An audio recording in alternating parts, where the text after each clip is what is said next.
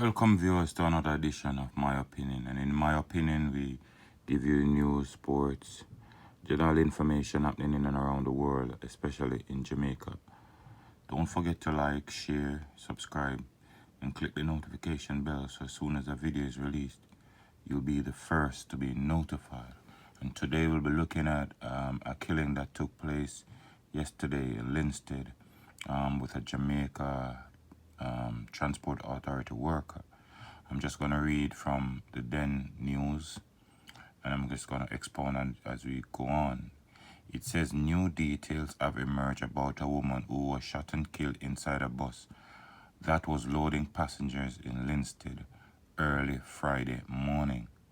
The dead woman has been identified as 58-year-old Millicent Fisher Gunn, who worked as a road inspector with the Transport Authority. According to sources who knew the victim, affectionately called Millie, she had in recent times received death threats. Now you want to look at this part. If she's been getting death threats, right? Did she report this to the police? Because if you're receiving death threat, it simply means you can't take those things lightly. If you're receiving death threats, you have to report it to the police, and you have to go about doing things differently, because you can't just feel like this is just word of mouth. Let's go on. The source explained that the death threats began shortly after two of her sons, Shane and Dave, had been killed in 2018 within weeks of each other. Now, this raises red flags. Why were they killed?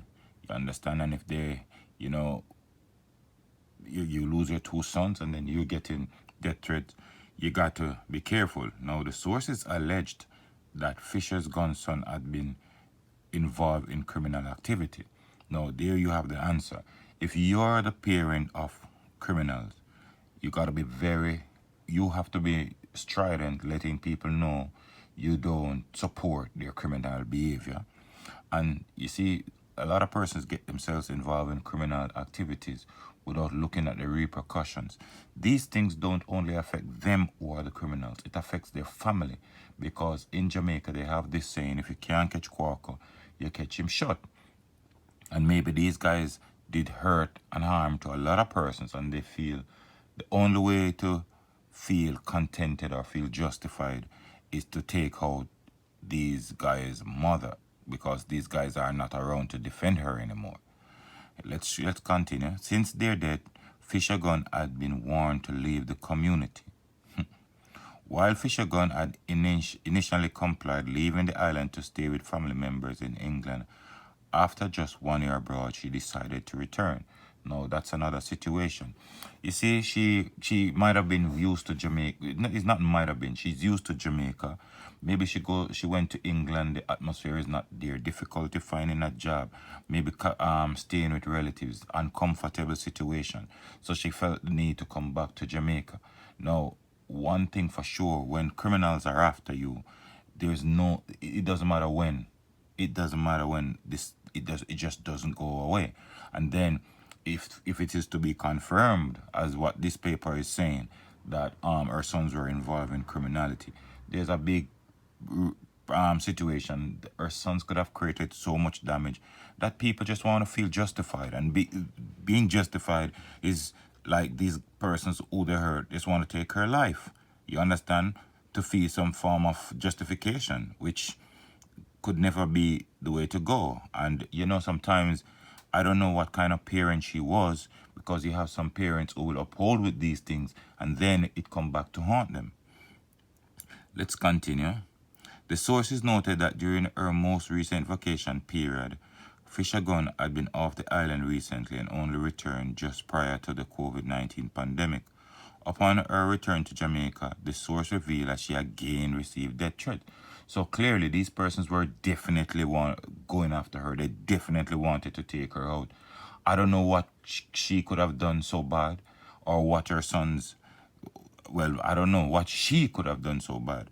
But clearly, if her sons were involved in criminality, there must be a reason why these guys wanted to take her out, why she's getting so many death threats. And as I say, sometimes it's not, maybe it's something she said, something she could have said, or something she could have done, why these person decided, listen, we're going for her no matter what. Okay?